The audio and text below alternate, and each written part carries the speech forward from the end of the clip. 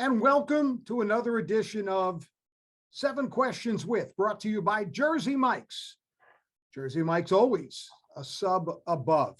There are 9 new head coaches in Shore Conference High School football this season out of the 42 schools, which may be the biggest turnover we've had, or at least certainly that I can remember. We've already actually, and what we're going to do over the next couple of weeks is chat with all of them. We've already talked with Ed Guerreri, who's the new old guy. Ed had a very successful run at Manalapan and has taken over the Wall program. We chatted with him a while back. And really at the complete opposite end of the spectrum from Ed Guerreri is Tommy Farrell, who at age 27 has to be among the youngest head coaches in all of New Jersey and gets his first head coaching opportunity at Manchester Township High School, where he's also teaching, and he joins us today. Coach, first of all, congratulations. And how's everything going? Kev, thanks for having me. Everything's going great. I'm living the dream. I got great assistants around me. The kids have been receptive. They want to be coached. They want to be loved. And everything's going good so far. We just finished up day 3, and the kids were flying around today. So I couldn't be happier. So you've been an assistant at New Egypt, Parsippany, and most recently Shore Regional. You take over a Manchester team that was 3-7 last season. Did you have any trepidation in accepting the head coaching job at such a young age and with no real head coaching experience? No, not at all. I live in town, so to give back to the community in this way is huge. I knew deep down I've always wanted to be a head coach, but more importantly than the title, I just knew I was ready to lead these young men. And they want that. These kids at Manchester want that young, energetic guy, and it's you got to make that clear that I'm not their friend just because I listen to their music and I'm working out with them and I'm running with them. That doesn't mean I'm their friend. I made that distinction very clear with my assistants and me being a head coach. So I had no doubt that I could get the job done. But I'm lucky to have the assistants around me and that these kids are buying in. So it's been good so far. Absolutely. You almost answered one of my questions. Practice has just started. You've been spending time, though, with your players. You're very active on social media. Have you noticed any issues with them not treating you as an authority figure because of the closeness and age to them? I wouldn't say I've experienced any problems. It's cool when I can control the music in the weight room. 1, because I know it's got to be clean, and 2, because I know what gets them fired up. Not that they need music, but I was a big music guy in the weight room. I'm a big music guy during pregame. There's been no issues. I actually had my captains over for dinner after the Shore Conference Media Day at Monmouth, and I had my captains over for dinner at my house. I made them some steaks.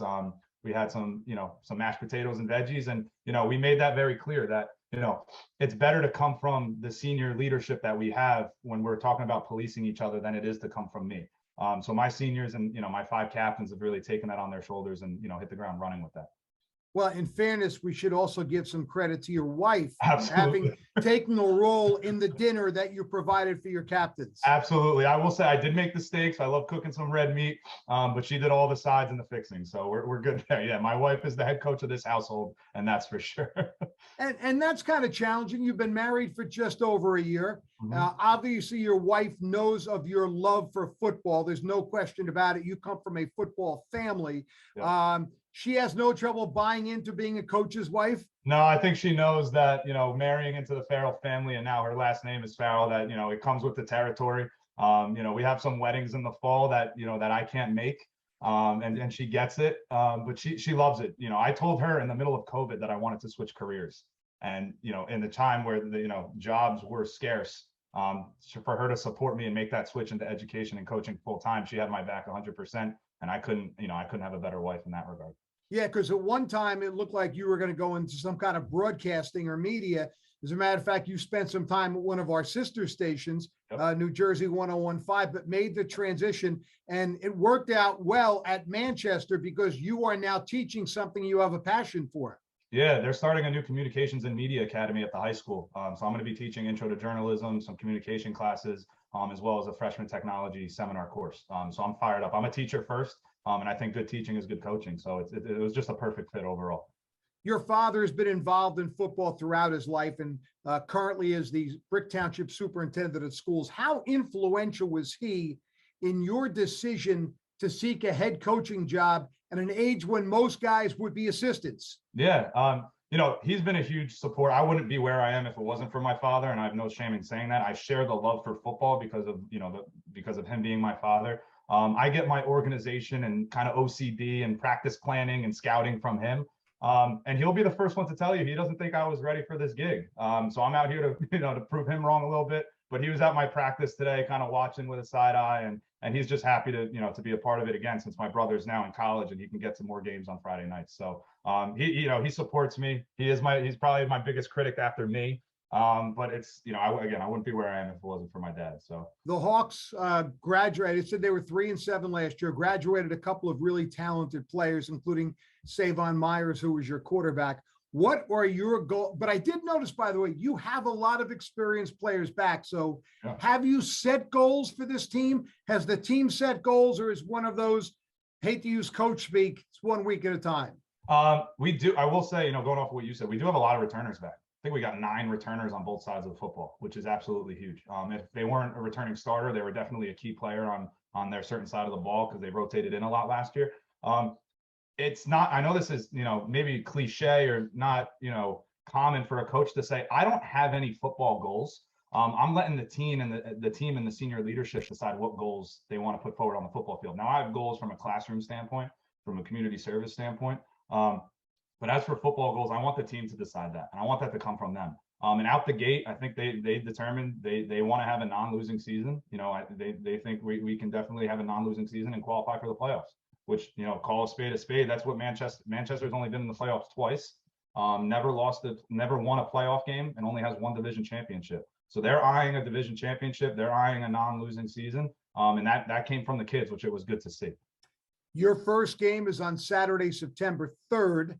Have you given any thought to what it might be like for you to run onto the field at Lakewood, your first opponent, for the first time as a head coach? I haven't really thought about it.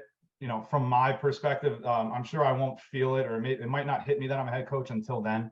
But I just want my seniors and my kids to enjoy going out there. A lot of Manchester and Lakewood kids are friends. In the 70s, before Manchester opened up, Manchester went to Lakewood. So it's kind of a rivalry in that sense. And all we've been focusing on was Lakewood. And we've been focusing on Lakewood. They run a similar offense and a similar defense. And I know a couple of my players are best friends, or some cousins are on Lakewood. So it's gonna be a dogfight, and we're just looking forward to playing Lakewood. And I'm good friends with Coach Clark. He was actually my linebackers coach in the All Shore game in 2013. So me and him have gotten lunch a couple weeks ago, and it's just gonna be a good football game overall. And we're looking forward to it. All right. So last thing, you mentioned music. You like music when you were weightlifting. Do you have a go-to song? And I'll use this way. If you were a baseball player and you had walk-up music, what would it be? Oh, I love it. I'm not a Mets fan, but you got to love Edwin Diaz's trumpets when he walks out in relief. My go-to song is from the movie Friday Night Lights. It's called New Noise by Refused. It gets me going. It's a rock song. And kind of when that drops at the 1 minute mark, I'm ready to go. I feel like I can bench 500 pounds after I listen to that song. So that'll definitely be on the pregame playlist on the bus to Lakewood on Saturday morning. That's Tommy Farrell, the first-year head coach at Manchester Township High School. Coach, thanks for your time. Very, very best of luck, and hope you achieve your goals in the classroom and on the football field. Thank you. That is Tommy Farrell. You've been listening to or watching 7 Questions With, of course, always brought to you by Jersey Mike's, a sub above. I'm Kevin Williams. Keep it right here on the Shore Sports Network. We'll be talking with all the new head coaches before the season opens later this month.